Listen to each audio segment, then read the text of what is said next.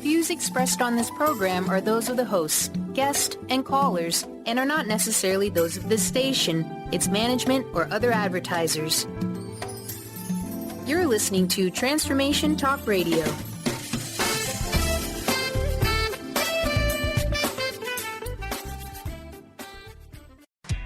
You're listening to the Tracy L. Clark Show with me, Tracy L., where I'm going to empower you and teach you how to live your extraordinary life. Tune in every Tuesday, 8 a.m. Pacific on Transformation Talk Radio, where I combine ministry, science, and spirituality to reveal the steps you need to let go of your perceived limitations. Have you had the limiting self-talk over and over? Have you noticed you allow your fears to hold you back? If you're truly ready for change, I invite you to join me, Tracy L. Clark, and start your journey of transformation now.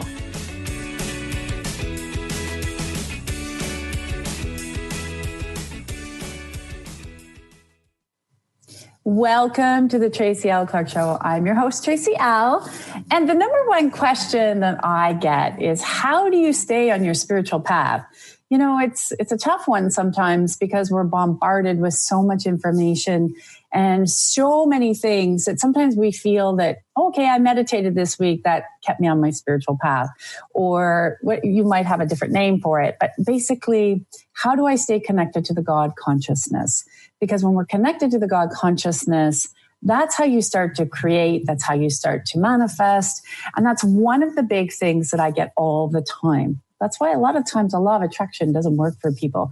We're going to get a little bit more into that today. You know, we're waiting for our guest, David Young, and we may have had some communication errors there. So I'm going to we'll see if we get him, if he does come on. And if not, I want to actually lead into a little bit of what we were going to talk about with him and see what happens. It just happens and we're live. So we go with the flow.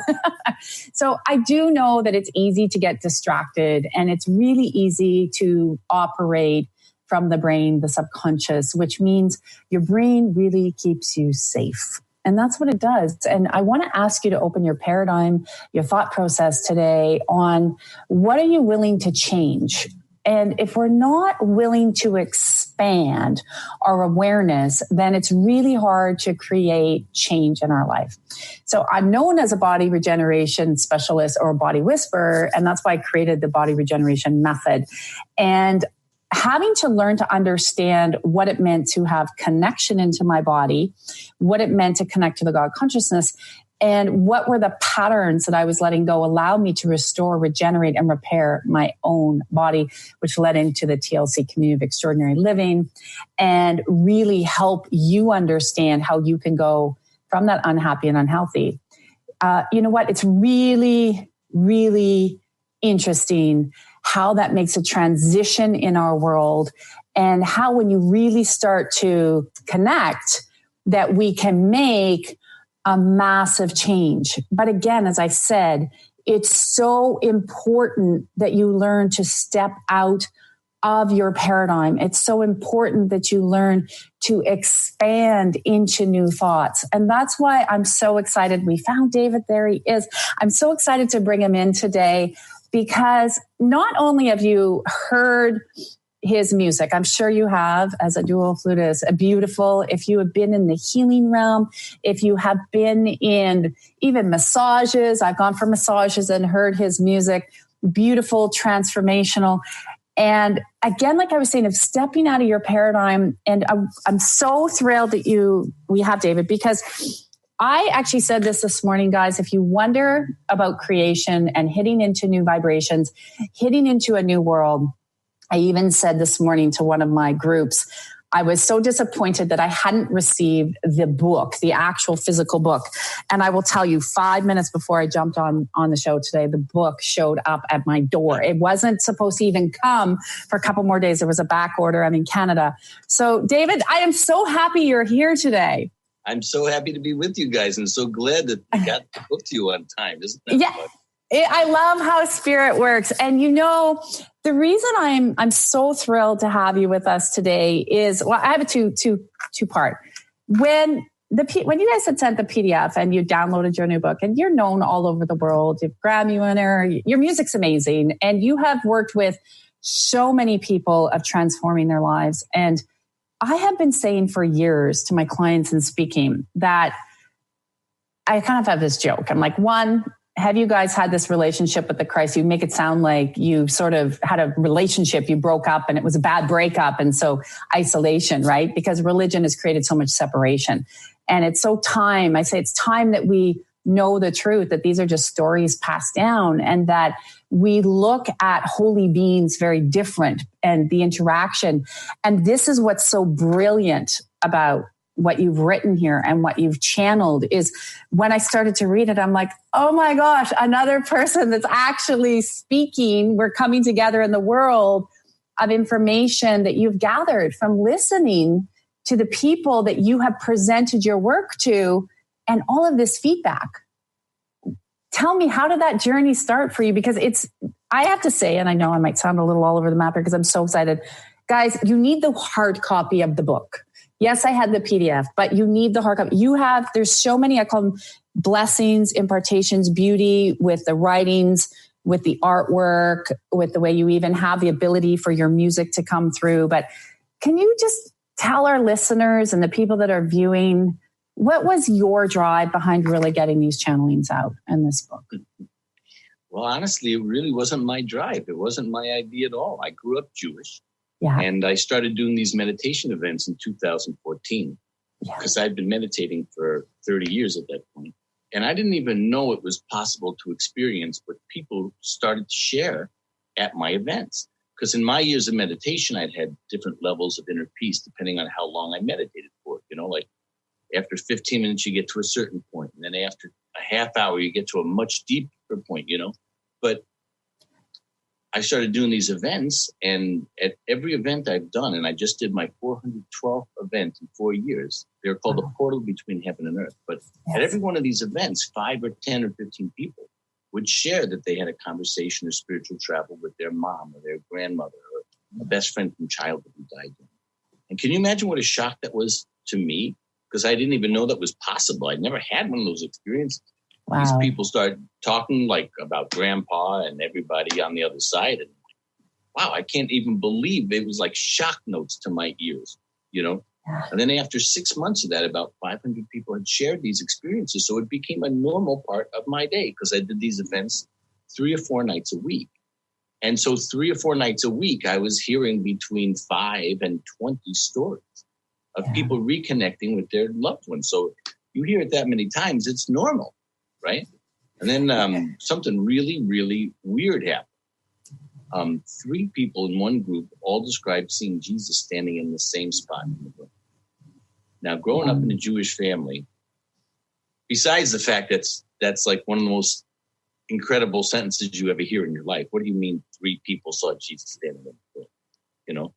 So I was speaking with a famous channeler around that time, whose name was Bob Murray, when he was alive, because he was helping me to understand why so many people were having these interdimensional experiences at my events. So I asked him if he could channel Jesus so I could find out, why did he come? What's up? You know what I mean? Wow, what's happening? What's the truth behind this holy being? Yes. Yeah. And so he said, I can't guarantee it, but I'll try. And after about a minute of silence on the phone, he said, I've connected with Jesus. What do you want to ask him? My mind went blank because really, what would you ask somebody from 2,000 years ago who you think you've never met? So where do you start that conversation? And all I could say was, wow, this is so weird because I grew up in a Jewish family. Mm-hmm. And he said, I can understand that. I grew up in a Jewish family also. Really, that was the first thing he said to me. And so that made me laugh. It made me relax and it made him sound more human to me. Yes. Because he was funny and that would be like a joke. That was a good joke, That was a very good joke. A good way to ease you in. Right, exactly. Yeah. Perfect, So I said, can you tell me a little bit about yourself? Because I don't know what to believe about what I've heard about you. I also don't know what not to believe about what I've heard about you. So what do you like or what don't you like?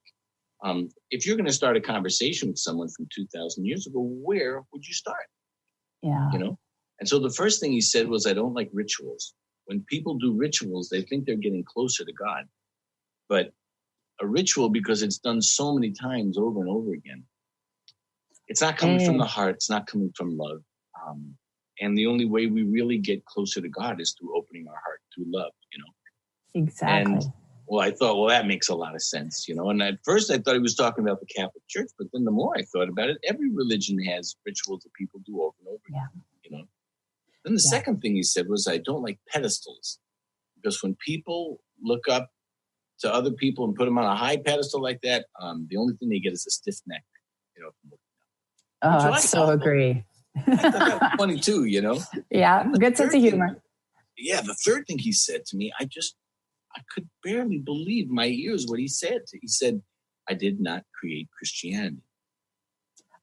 You know what? I want to say something. I was reading that, and I have said this for so long. You gave me confirmation, and I want to just pass it on to you, which was such a blessing. And I'm so glad that he reiterated that to you, because I have said, and the students and people I work with for years and years, I said, you know what? The Christ, I could not find, I see, feel, and hear. I've had 3 near-death experiences, so I know what it's like to go on the other side. And I was like, Jesus never belonged to a church. They brought him into a church. Like, I just saw him, when I would tune in, I would see him just sort of walking the earth. And again, like a regular kid who kicked the ball when he was growing up. And all these stories kept coming. And I'm like, he didn't belong to a church. They pulled him in. Way I saw it, and you confirmed this in the writings, and I was so grateful, because the way I kept seeing it is, I'd say they brought him into the church to create a following based on the following he had, right? No different than, these healers and people we see out in the world today that have followers. And, they brought him in for manipulation. But I'm like, I can't find where he belonged to a church. So when I read that with you, I was like, oh my gosh, I'm not crazy from what I'm seeing, because you actually got that direct message from him. Well, they not only brought him in, I think they botched him. They dragged him in. They did. I mean? I always say we have to rebrand the Christ. We have to rebrand God back to the heart and love, not, like you said, all these rituals. It's like he got a bad branding package. Well, if you really think about it, they didn't even have churches. Yeah. Because he was Jewish, so you would have a synagogue, Yeah. And, there were temples. The main religion back then was paganism. Pagans, which they worshiped the sun and the moon, and they had goddesses for everything. And, everybody knows Jesus was Jewish, and his real name was Yeshua. Yes. There's never been a Jewish person named Jesus, because it's not a Jewish name. Correct. There won't ever be a Jewish person named Jesus. And just for the record, for a little bit of clarification, because sometimes people misunderstand this, but yes, Mother Mary was Jewish also. Yes. I had a long argument with my mom, who's Jewish, because she kept trying to convince me that Mother Mary was Catholic. The Catholic Church didn't exist until 200 years later, after all that stuff had happened. Yes. And the law is, whatever the mother is, that's what the child becomes. So if Jesus was Jewish, that means his mother had to be Jewish. I said, Mom, you know that. Everybody knows that. But the funny thing about it is the association, because, I think there's a lot of reasons why I call them the family. Jesus, Mary Magdalene, his wife, and Mother Mary. I call them the family because it's a lot less syllables than Jesus, Mary Magdalene, Mother Mary. It's a lot of easier. And I talk about this a lot, because this is the job that I inherited here, to explain and to share with people why this book came about, how it came about. And one of the things, I think a very important thing, is that it's important as human beings, we like to be understood, right? Now, because of the way that whole situation manifested 2,000 years ago, there's a really big, huge, tremendous misunderstanding of, number one, the virgin birth, and number two, what happened? How did he disappear? You know, because the interesting thing about this is that there's a certain box. Like, let's say this is called the comfort box, and the comfort box is based on our reality, and reality is basically based on what everybody else is believing right then. Okay, so 500 years ago, reality, all the people believed that the world was flat because everybody else believed that the world was flat. That wasn't necessarily true.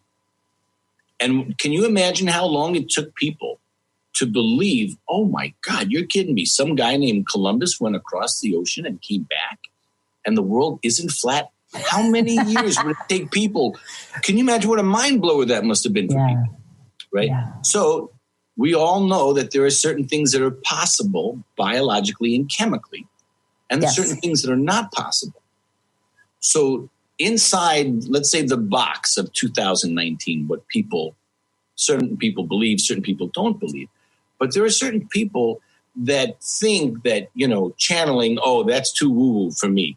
I can't deal with that. I can't wrap my mind around it. It's out of my comfort box, The fact that you can have a near-death experience, somebody who's never had a near-death experience, even though over 20 million Americans have had a near-death experience in the last 30 years that was documented by their nurse or doctor at a hospital. So it's in their medical records now. Yeah. Okay. Oh, I can't hear about near-death experience. That's too woo-woo for me.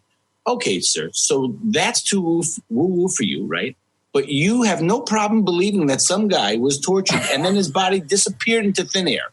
It's so interesting the way you put that, because it's so true. And what I've noticed is people gravitate to what they know that's comfortable. This is why I'm always like, you got to expand out of your paradigm, out of your thought process, because exactly what you just said is so true, because they've heard it through generation after generation. So they think it must be true. So they don't want, and if they look outside that paradigm, they go, and I know when I woke up 16 years ago, it happened to me. Basically, I'm like, oh shit, everything I learned's a lie. I got to learn new things. I got to really explore. Yeah. And that I really believe scares people, because now if you say, okay, we thought it was flat, now it's round. No. Because now their whole paradigm is rocked because it's not what they thought. So for this, when you look at the story of the Christ, what like their whole paradigm will get shaken because they've built their world around all these rules and regulations and guidelines. Right. And that's why, since the world right now in 2019 is so much more open, there's 50 million Americans doing meditation or yoga once or twice a week. Okay. The whole Oprah generation, that's us.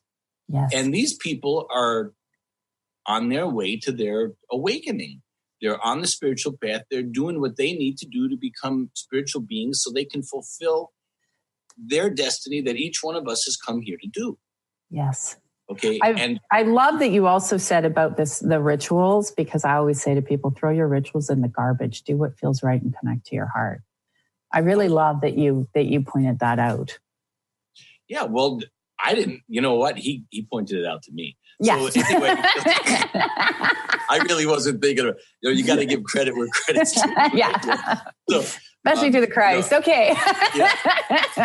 I don't want him to think I'm stealing his lines or credit for his stuff, But so then 2 weeks after that experience happened, where he explained to me what he liked and what he didn't like. He explained to me, those were the three things he didn't like. What he said he liked, he said he really loved speaking in public. He really loved talking to people, getting them to think, opening their minds and, giving them that little thing like, wow, really giving people those aha moments, So 2 weeks later, I was sharing this with one of my friends, and the way this was all orchestrated, because all these cool spiritual things that happen in your lives, they're orchestrated from above. Okay. Yes. The way this was all set up was this friend of mine had just finished reading a book that was supposedly channeled by Jesus through the writer. And those exact words were in the book. You see how perfect that was? So this way I could get that validation as well. Yeah. And she could also get that validation. And ever since that happened, which was, I think, about 3.5 years ago, there have been 5 other people who have come to my events. When I shared that story, 5 other people raised their hands and said, hey, I had a channeling experience with Jesus. He told me the same thing. Now, it's really obvious why he would tell the same thing to so many people. Yeah. It's because this is what he wants people to understand and know about him, because unfortunately, he is the most misunderstood, misrepresented man in the history of the world. Now, I always say at every one of my events, Jesus is the most misunderstood, misrepresented man in the world. And I did this event in Pennsylvania last year, and I forgot to say that. And somebody came up to me at the end of the event and said, you were talking about Jesus and, I channeled him once. And you know what he said to me? He said, I am the most misunderstood, misrepresented man in the world. That's called evidential channeling. That's when there's evidence, when there's more than one person who gets the exact same message. That's what my book is about. That's why it says that on the cover. Yes, absolutely. And it's really important because as we're shifting so much right now and in this beautiful, beautiful time of old paradigms collapsing, that if people really start to understand that it is all about building relationships through the heart, not rituals, not, you've got to do this or you've got to say this or you got to act this way. Like that is all crumbling. And that's really what I love about this. The message is building the relationship with the Christ, building the relationship with God, building the relationship with holy beings is what it's about. It's how we're going to continue to shift into a better world of people helping people and breaking the old paradigm. Well, honestly, there are every word has a vibration to it, and every word makes you feel a certain way. It's really, I think the more approachable you think about Jesus and Mother Mary and all of Buddha, Krishna, Moses, every one of them, right? The more approachable you make them feel in your heart, the easier it's going to be. So honestly, I would recommend people call him Jesus or his real name, Yeshua, because if you call him the Christ, all of a sudden he's not a person. He's the something. He's like something. It almost sounds like he's something bigger than you and me. And honestly, he doesn't want people to look at him like that because that creates the pedestal that makes people feel like they're not worthy. And then that's what, that's been the problem the last 1800 years is because the religion made around him made people feel like they weren't worthy when that was the opposite thing that he would ever want anybody to feel. So, his energy is so humbling. When you tune in, like it's so humbling. So people, when you're in that form of humility, nobody, I say this a lot. People are like, do you know this guru or do you worship into, I'm like, no, nobody's on a pedestal. You want to be in that humility. And that's where what you're saying is so accurate because he was full of humility. So he wouldn't want people looking up like that. Well, everybody who studies Buddhism learns about humility, and he studied at a Buddhist monastery in Tibet for years. There was documentation that was found because this scientist went to Tibet because he had heard this rumor that Jesus was a student at this specific monastery. He went to the monastery. He got the documentation. He then took that documentation to the Vatican and said, holy cow, can you believe this? This is proof of where Jesus was during the missing years of his life. Isn't this great? And they went, no, because we don't want anyone to even know what studying Buddhism is about. Like, we don't, go away.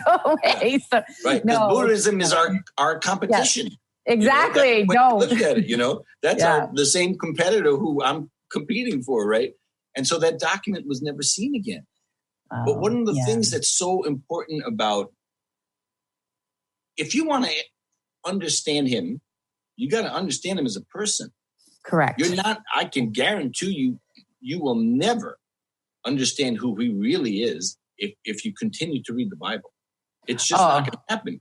I totally agree. Because that's not who he is. He doesn't talk like that.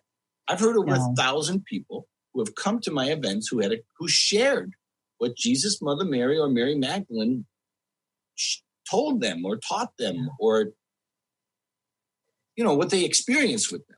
And 100%. Not one of those person out of the 1,000 people. It's really interesting that you say that. And I know we have to go to a quick break, but because I want to pull something out of your book that I actually bookmarked that I was wanting to talk about, which actually is a great lead into this. So can you just quickly let everyone know where they can get an actual copy of your book? Because they need to have it in their hand. It's such a great vibration. Well, you can get it on Amazon or you can get it at my website, which is davidyoungmusic.com. And there's 5 versions of this book. There's the paper book that you see right there. There's an ebook that has all the beautiful paintings in the background in the ebook. There's the audio book. And I also did the ebook and the audiobook in Spanish. I don't have the hardcover book in Spanish, but the ebook and the audiobook are in Spanish, and I'm narrating the story. I love it. Okay, so we're going to take a quick break, and I'm just really partial to the hardcover. There is a vibration in this book that I absolutely loved when it came to the door. We're going to take a few minutes here. We'll be right back with more of David Young in just a couple of minutes.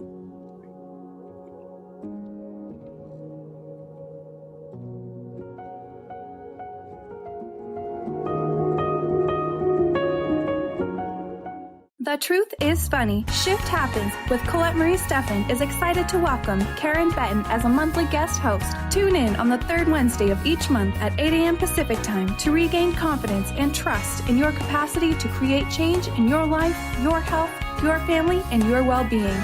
Karen Benton is a mother, nurse practitioner, certified body talk practitioner, Franklin Method instructor, and owner of Limitless Living LLC. For more information about Karen, visit KarenBenton.com. You said forever, you said always. Now you know things have changed, and going back is not an option. It's sudden, devastating, and is like taking a leap of faith.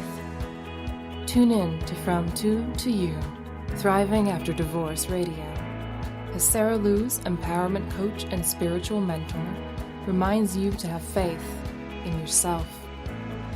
Tune in every second Monday at 10 a.m. Pacific and listen as Sarah encourages you to leave negative stories in the past and move forward. We all need a friend. When I do becomes I can't. Let Sarah help as life takes you in a new direction. Leave the guilt and doubt in the past, step into the spotlight, and show the world who you are. To find out more about Sarah Lou's, visit sarahloos.com.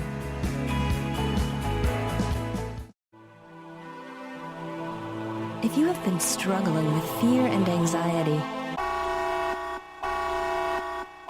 you know how debilitating these emotions can be. You constantly doubt yourself. You can't make decisions and feel more and more insecure and stuck. Dr. Friedman Schaub's book, The Fear and Anxiety Solution, will provide you with the insights and tools to break through these challenges. Through a step-by-step process, Dr. Schaub explains how to resolve the subconscious root causes of fear and anxiety and build a strong foundation of inner peace and confidence. Visit www.thefearandanxietysolution.com and get your copy now. Order your copy of Dr. Friedman Schaub's The Fear and Anxiety Solution today. Visit thefearandanxietysolution.com for more information. Are you ready to consistently tap into the transcendent place where your whole being is available to you and access a higher level of ability and performance physically, cognitively, emotionally, and effectively? Then join us on ClearSpeak Talk Radio with Dr. Jeanette Wolf on TransformationTalkRadio.com. Tune in every fourth Friday at 9 a.m. Pacific, 12 p.m. Eastern. Go to JeanetteWolf.com, Quantum Body, to sign up for your whole health mentoring.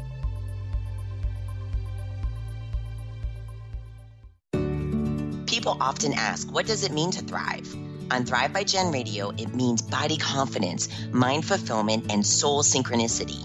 Create synchronicity with God and learn as Jen shares action steps and real stories that will inspire you to be unstoppable in fulfilling your purpose. Tune in live each Monday at 8 a.m. Pacific on TransformationTalkRadio.com and visit JenniferZellup.com to thrive with Jen.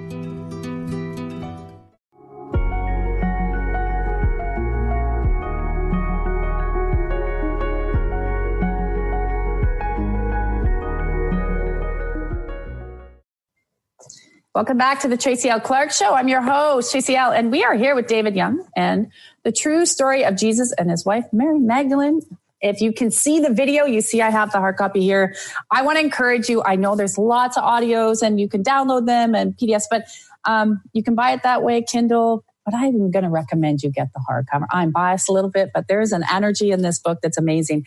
David, you and I were just quickly talking on the break about how I was just saying that stepping out of these old paradigms. And when I really heard that it's time to would say rebrand or whatever I want to do with Jesus and getting people to understand. I've had so many people come to me and say, Tracy, I've had to leave the church. I'm needing to understand more. I want more connection. And it was even scary for me to do because there's so many paradigms out there. And I'm like, this is the message.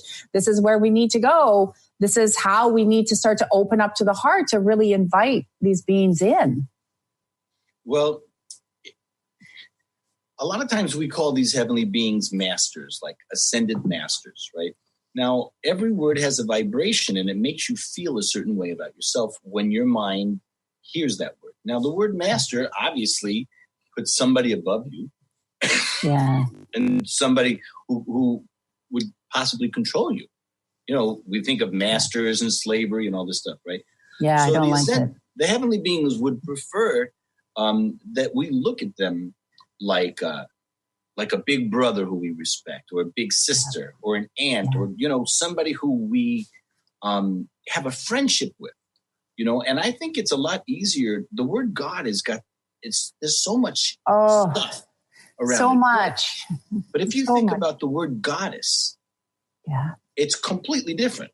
Mm-hmm. So let's say God and goddess, let's say they have the same power.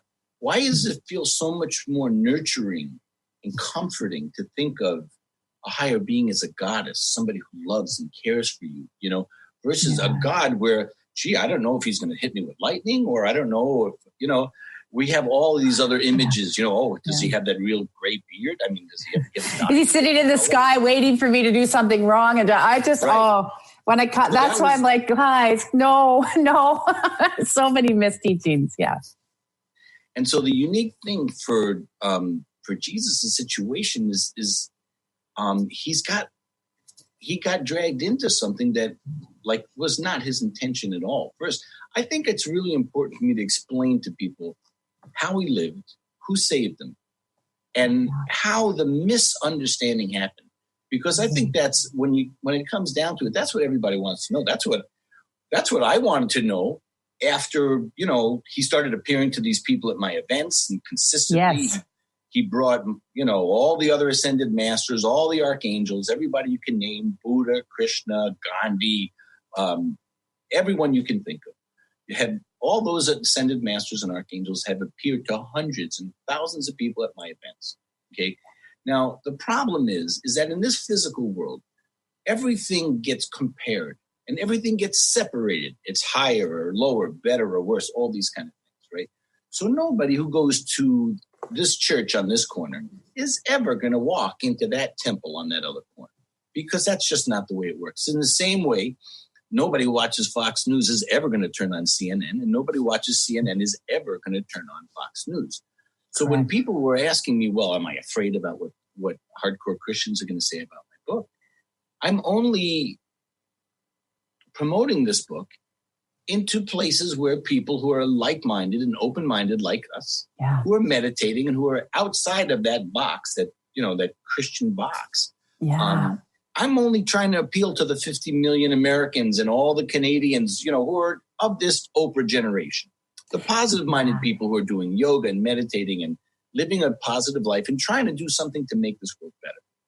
And realizing that it is about that union and the heart vibe, and also breaking down the old paradigms, because we all look at it and go, this doesn't work. This isn't truth. I even know as a little kid, funny you're talking about church. I used to go into all these little churches. I was just curious. I wanted to know, what are they talking about? People are like, how do you go into so many different churches? Like, what are you? I'm like, I haven't been baptized. I just think this is interesting. And there was this kind of rejection. And one of the things I want to talk about this, because I pulled it out of the book, and you were talking about misinformation. And one of the words here was when with Jesus saying, I am the way, the truth, and the light, and no one gets to the Father except through me, were the complete opposite of what he was actually trying to say. And I totally love, like, as one of the examples, there's so many in here, but that's exactly because he didn't create Christianity. You went on to stay as well, which we know is truth.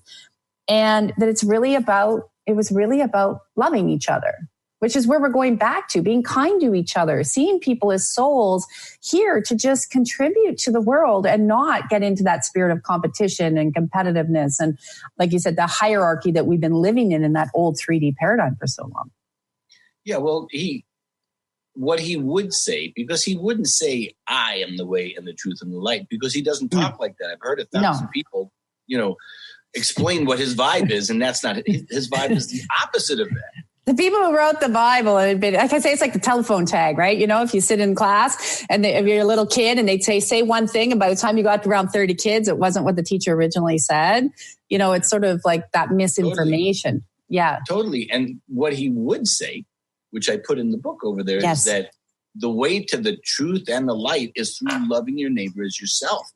Being kind to people for no reason. Yeah. You know what I mean? People you don't even know. Yeah. It's more important to be kind to people you don't even know, because that's like a higher test. It is. And to reach out with compassion. Yeah. Which again is it's different for people right now. I find as we go through into these new paradigms, which is loving, heart vibration, frequency. And I always see over this next 18 months, we're going to see a lot more people wake up. And what I get a lot from the people that I work with each and every day is they are wanting to form relationships. Like a lot of people say, I want to understand what and who Jesus is, but not in that old paradigm. Well, that's why they manifested this book. Yeah. Right there. That's the whole thing. They wanted to create something that could show the magic that the ascended masters, that these angelic beings, if you want to call them angelic beings, and it's true, but the magic that they can manifest in our lives. And so the way they convinced me this was real was by, on a daily, weekly basis, them manifesting all of these miraculous things in my life through people at my events. And that's the way I got to experience, like, you do not have to go to a church or read a Bible ever to have a relationship with Jesus, Mother Mary, or Mary Magdalene. You don't have to do that. Actually, if you don't do that, you'll have a better chance of feeling more approachable to them just by talking to them through the heart. And you can, just for the record, if you'd rather talk to Buddha, you can talk to him, or if you can talk to Moses or Krishna or Saint Germain, Archangel Michael, any of them. Yeah. It doesn't, there's no point trying to figure out who's higher and lower in this whole thing because they're all at such a high level. It's ridiculous to try to figure out, it just doesn't make any sense to do that. And it's so beautiful that people can actually have these experiences. Now, I'd like to talk about near-death experiences a little bit because, I do the music at the national conferences for people who've had near-death experiences. And actually, this coming weekend, this Friday and Saturday, I'll be in Orlando, Florida at the We Don't Die Expo. Oh, okay. Okay. And, it's incredible how when people have near-death experiences, most people become more psychically aware after that experience. And up until about 20 years ago, a lot of times people weren't comfortable talking about those experiences, those heavenly experiences they had during their near-death experience, because there was a connotation, you've lost your mind, But, when every person who goes to a meditation class, and there's 50 million Americans doing yoga or meditation every week, every one of those 50 million people is going to that yoga class, that meditation class, to try to lose their mind. I know. You know what I mean? You try to lose the control that your mind has on your life so you can experience your heart, your spirit, your soul. So isn't it funny how, like, 30 years ago, somebody would say, have you lost your mind? Like it was an insult, But now somebody would say, have you lost your mind? Yeah, I finally did it. Wasn't it amazing? I remember people used to say to me when I really needed to wake up or I was going to leave again. And people are like, you're crazy. And I started to say, I love being crazy because it's a whole lot more peaceful over here. And I'm healthy now. I'm healthy. I'm happy. So if that means I'm in the crazy camp, then I'll stay there. But again, it's like that space of disbelief because there is so much of the paradigm that we're just here to live and pay your taxes and get a job and that's life. And now it's like, that's not life. Well, there's more. I have to tell you that paradigm, this thing that you're talking about, that we're discussing, right? Yeah. That's gonna be gone. 100%.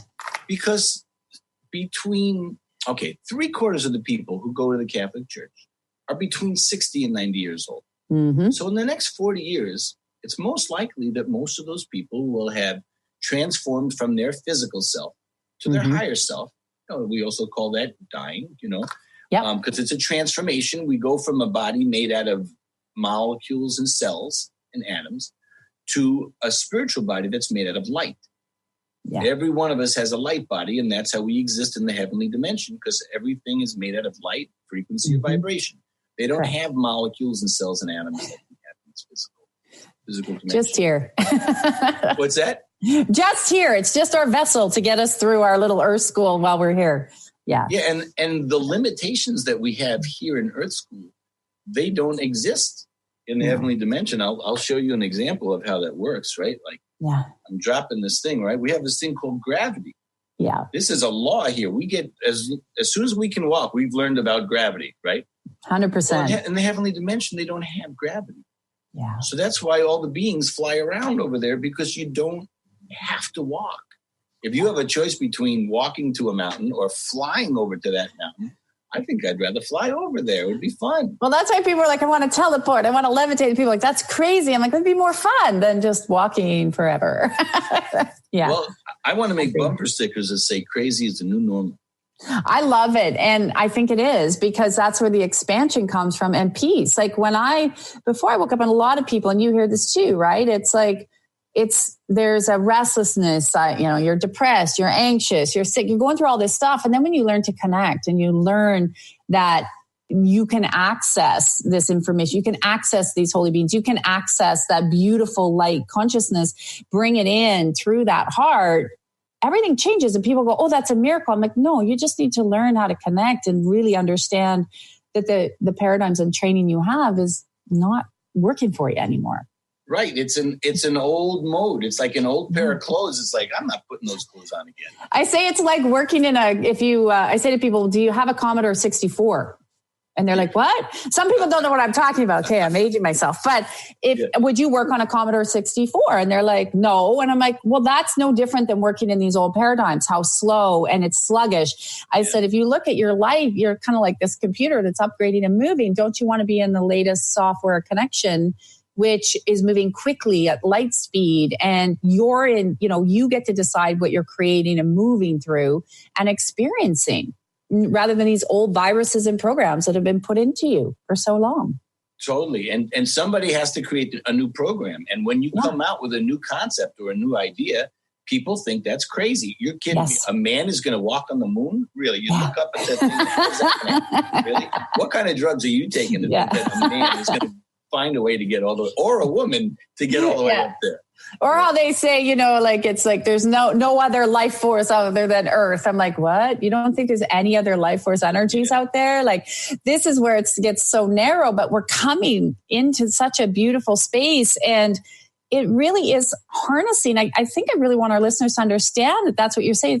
It is harnessing a new relationship with Jesus. It is harnessing a new relationship with beings. And that's where you get the miracles. That's where you get the blessing, and that's where you get the peace.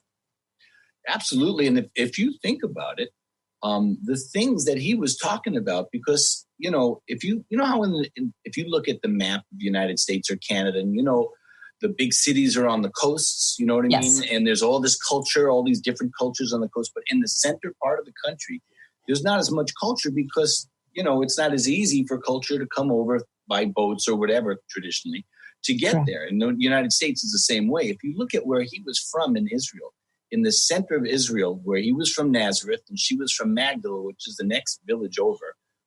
Her name, Mary Magdalene, is because she came from the town of Magdalene. And everybody was named Mary back then. That's why the Bible's so confusing. Full of Marys. If you go to Brooklyn and you call out, hey, Tony, it's like there's 100 Tonys that are right on that corner. Which one do you mean? Everybody was named Mary back then. Mary was kind of like mom. Yeah. And I lost my train of thought. Where was I going on that? Well, I think it's very true that when you start we were saying with this connection and how, the culture and the spaces we get more inward in a lot of places, it's just not there, or, there's a new learning that has to happen. And it's also it was interesting when you were talking about then the land, like I said to somebody the other day, so we have the prairie provinces, which we have Canada's big, but we don't have a lot of people, right? But we have the prairie provinces. I said, but a long time ago, that was the ocean. People are like, what? I'm like, no. So things are changing all the time. I said, now it's people live there, but many, many, many years ago, it was under the ocean, and Newfoundland was part of where you'd see Africa. So I said, no different than how our lands are changing.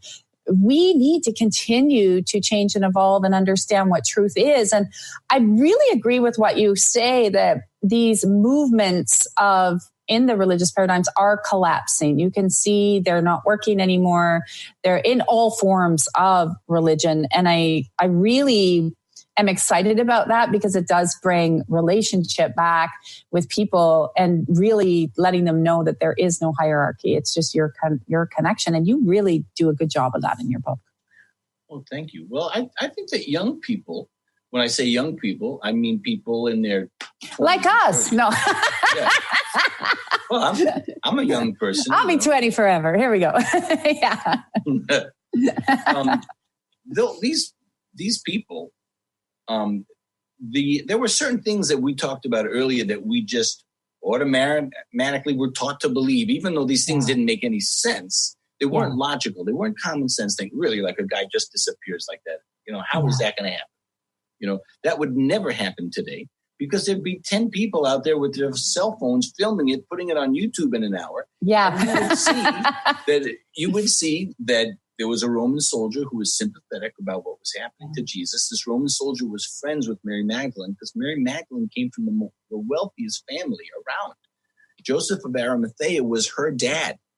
Wow. And so he was put in this tomb, the tomb of Joseph of Arimathea, while he was having his near-death experience, because his body has gone into shock. That's what anybody's body would do. And 100%. Now he's, having a near-death experience. And so this Roman soldier let Mary Magdalene and her sister Martha into the tomb each day, so she could change the bandages on his hands and on his feet and try to keep him alive. And on the third day, this Roman soldier brought a wooden cart that was covered by hay, and it was pulled by a horse. And he took Jesus's body out of the tomb, put his body in the center of the cart, covered up his body with hay. Now his body is concealed. It just looks like a wooden cart with a bunch of grass on it. Okay. Yeah. Mary Magdalene rode the horse, and that's how they escaped. Mother Mary took over guardianship of the 3 children they had. And they made their way all the way up to France, 2,619 miles away, to this region called Digne-les-Bains. And that's where they lived out the rest of their lives. And he lived to be 72 years old, and she lived to be in her 50s. Now, if that happened today, those 10 people would have taken videos of this Roman soldier bringing that wooden cart and the horse. And we would never have Christianity, because there's only one reason why Christianity exists. And that is because nobody knew how his body disappeared. He was obviously not walking anywhere. No, exactly. So if he couldn't walk, where could he possibly go? Yeah. Mary Magdalene and Mother Mary were the only 2 people who knew what was going on with this Roman soldier, because they had to keep it secret, because he was looked at as a criminal. Correct. Okay. Correct. So when his Jewish buddies, who later became called the apostles, when they find out his body's disappeared, that whole thing about him appearing to one of the apostles and saying, "I'm going to prepare a place for you," that's just a lie. He was in a coma trying to hang on to his life, on the back of that cart. That's the true story of what happened. And after I shared that at Unity of Sedona, exactly what I just said, a woman raised her hand. She said, "I'm the office manager at Unity of Sedona. We have a Mary Magdalene channeling discussion group once a month. And Mary Magdalene told all 15 people in our group that exact same story about the Roman soldier, the wooden cart, the hay, and the horse. And we bought every single channeled book that Jesus, Mother Mary, or Mary Magdalene has ever done. And that information is not in any book." No, because it would, again, blow people's paradigms. And then everything that they have been worshiping is now, being ripped apart, because that wasn't really what happened. And, it's what I love about this is it's bringing more truth. And I believe too that it's hard for people to hear that kind of truth, right? They'd be like, what do you mean? No. Because again, it breaks an old paradigm when really he just wanted to go and live out his days and, be a man, what he was, right? And it's really, I love that with your channelings, I love with your sessions, how you do bring in all that evidential information where that's where you know truth. And that's how I always say truth. You hear it over and over from different people, different sources, but the same message. And that's what's so beautiful about your message. I really want people to understand is this is the time, you can see it's now, to have this message brought forward as we continue to evolve. So without having, and I believe that's why there's been such a push around the world for a lot of people to come with the same message, because it's what's going to help people connect. It's what's going to help people change their lives and really live into this next space that we're going into right now. Well, we all know what it feels like to be misunderstood by one person. 100%. And if you have 3 or 4 people at your job misunderstanding you, it's like horrible. So just imagine 5 billion people misunderstanding you. Yeah. And that's...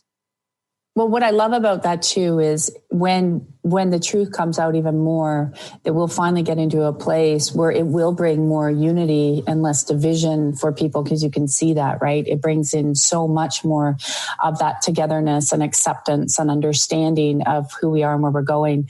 I can't believe we're already at the top of the hour. I'm seeing the producer like, we're coming to the close. What do you want to leave our listeners with before we have to close out around your book and again, where they can get it? But what would you really like to leave everybody with today before we have to close out?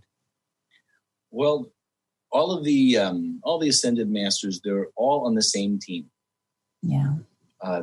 They work together. There are people who come to my meditations and share that Buddha and Jesus and Yogananda showed up to them. Yeah. And it was like sitting around with 3 buddies. It's like they're all working together. Don't think of them as being separate.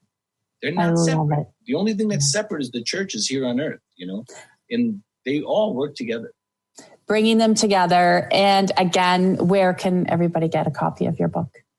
So you can get it on Amazon, or you can get it at my website, which is davidyoungmusic.com. David, I can't thank you enough for joining us. I would love to at some point have you back. I think there's so much more that we could explore. I know we're all running in busy schedules, but I am so honored that you were able to join us, and thank you, because this is a great message. I'm right there behind you. And again, it was great confirmation of where we're all going.